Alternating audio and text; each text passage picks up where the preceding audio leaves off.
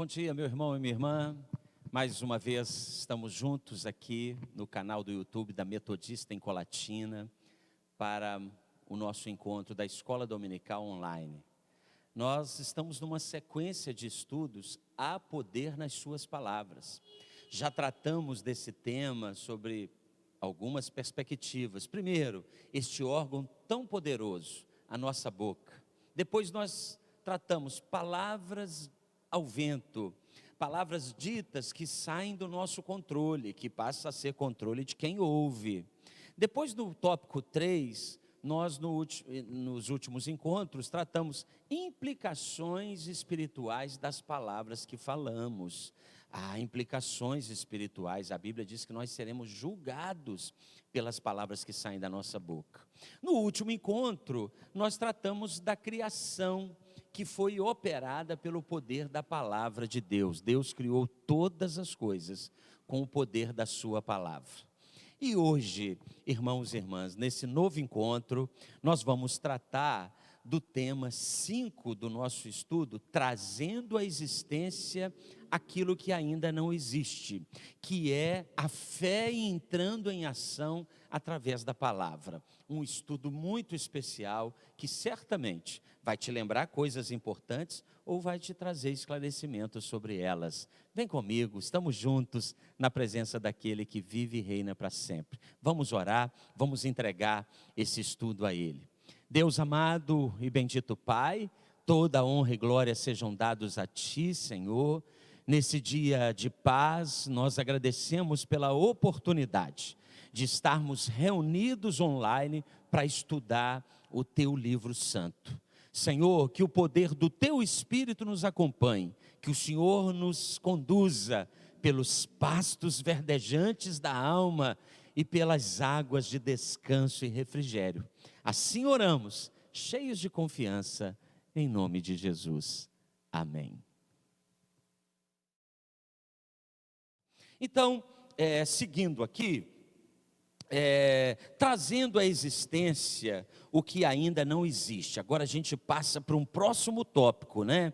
Primeiro, a fé. Ora, a fé é o firme fundamento das coisas que se esperam e a prova das coisas que não se veem. Esse é um resumo precioso e preciso de Hebreus 11, capítulo 1, sobre a fé, né? O firme fundamento de coisas que se esperam e a prova das coisas que não se veem. Então, a fé antecipa aquilo que ainda não existe, né? Mas olha só, a palavra é o fio condutor por onde flui a fé. A palavra é a fé entrando em ação. Sem a palavra, a fé não existe. Pois é, meu irmão, você pode até acreditar e não falar nada, mas aí ninguém pode dizer que você tem fé. A sua fé vai ser uma fé de agente secreto, porque você não disse nada.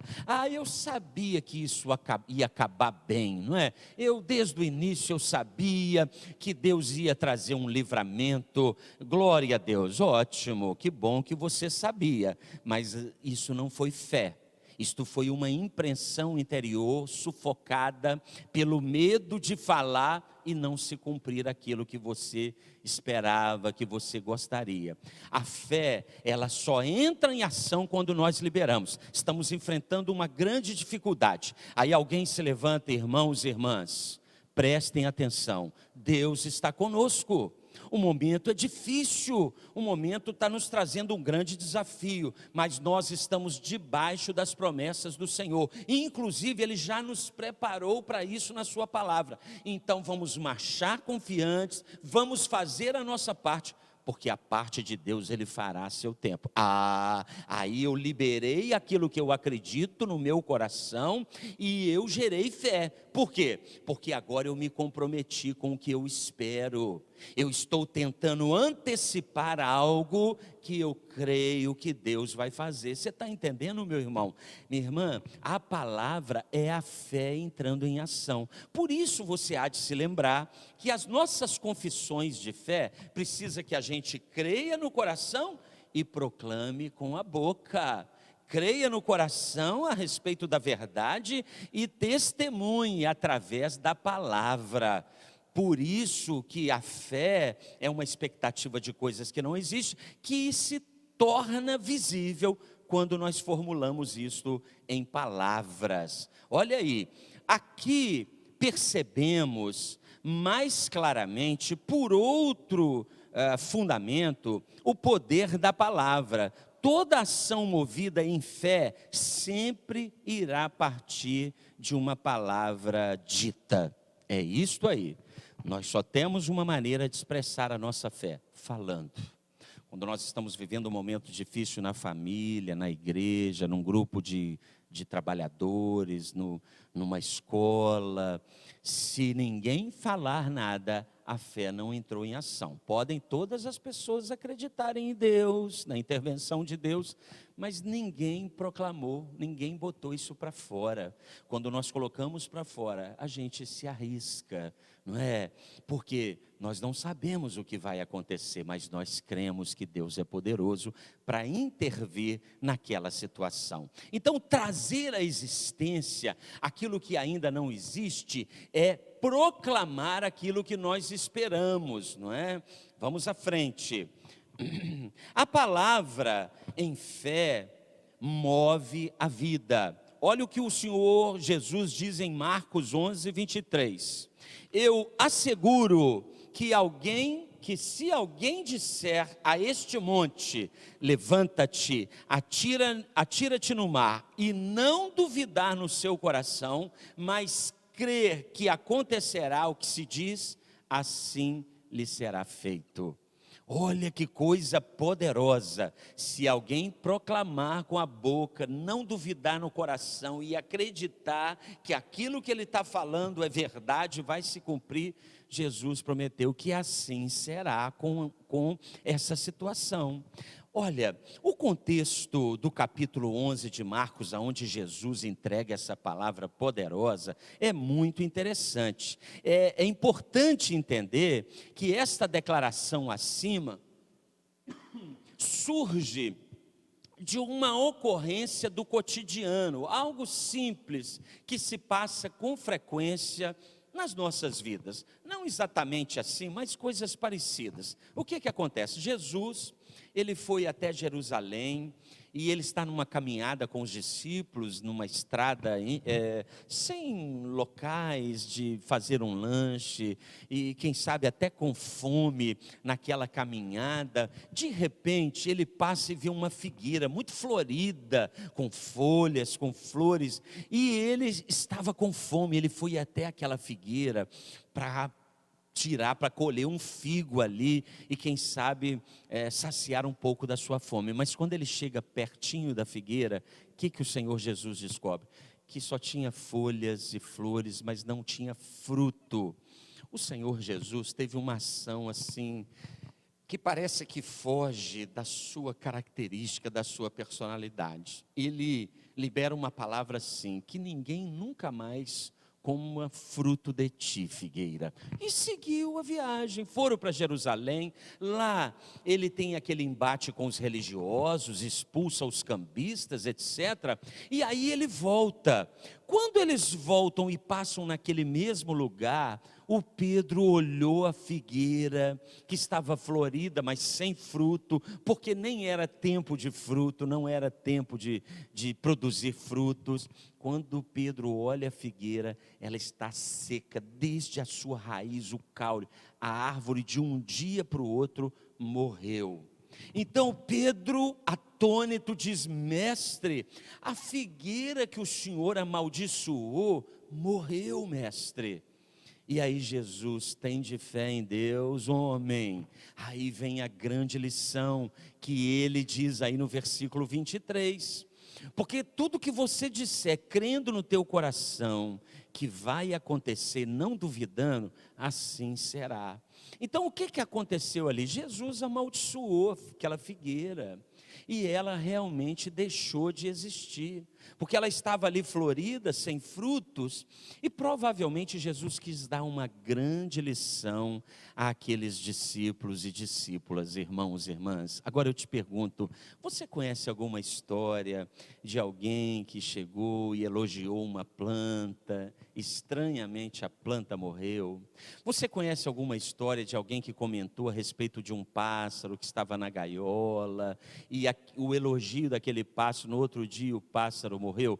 Eu conheço muitas histórias dessas. Eu não sei se você já prestou atenção. A minha infância foi passada com muitos passarinhos na gaiola. Meu pai, minha mãe, ainda hoje conserva esse hábito, que eu realmente sou contrário, mas eu respeito quem faz. Eu não faço, mas eu sei que tem gente que faz, que tem animais de cativeiro, fica com eles ali na gaiola, criando, cuidando direitinho, mas tiraram o bicho da natureza, né?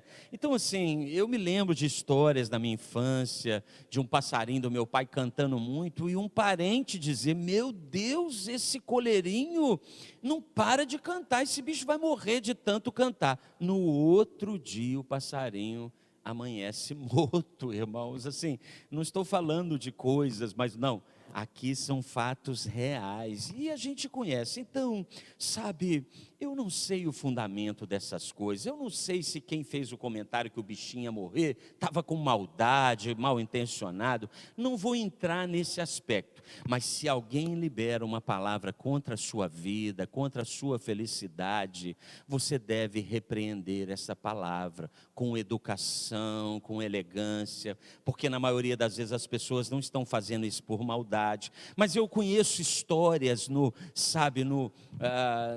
aconselhamento, de pessoas que no dia do casamento, uma avó veio e disse: ah, minha filha, eu estou sentindo que você não vai ser feliz com esse noivo. E a neta: ah, vovó, que é isso? Levou aquilo na brincadeira, porque era uma palavra tão ruim, e depois, mais tarde, essa palavra ficou pesando no coração.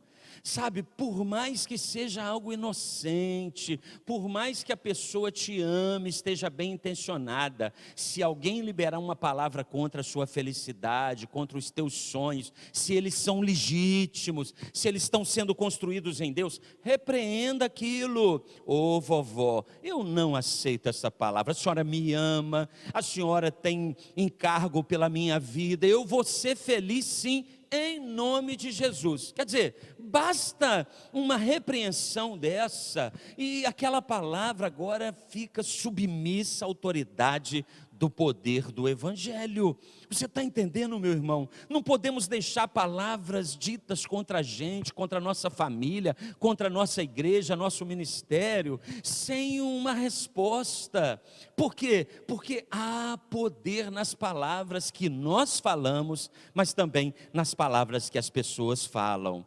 Então vamos aqui adiante, olha, confrontando a realidade com o poder da palavra. Esse é o último tópico de hoje. Rapidamente, confrontando maldições. A palavra tem poder para trazer à existência aquilo que não existe. A mesma palavra tem poder para confrontar a realidade que vemos e que não se encaixa nos planos e na vontade de Deus. Então é um pouco daquilo que eu acabei de tratar com você. Precisamos repreender aquilo que nós vemos que não é plano de Deus. Precisamos lutar contra isso, e começamos como? Com a palavra, repreendendo, não aceitando, às vezes condenando a injustiça, o erro. Essa é a maneira que um discípulo e uma discípula de Cristo deve confrontar. E aí, Deus promete a vitória a Israel. Lá em Joel, no capítulo 3, versículos 9 e 10, é uma passagem onde Deus está prometendo restaurar a alegria e a felicidade do povo de Israel, que havia sido invadido pelos midianitas. Eles já estão ocupando a terra prometida, mas os vizinhos estão trazendo muitos problemas, estão escravizando filhas, há realmente muitas coisas ruins acontecendo. O profeta Joel é usado por Deus para anunciar: ó, as coisas estão ruins, mas eu vou mudar as coisas para vocês.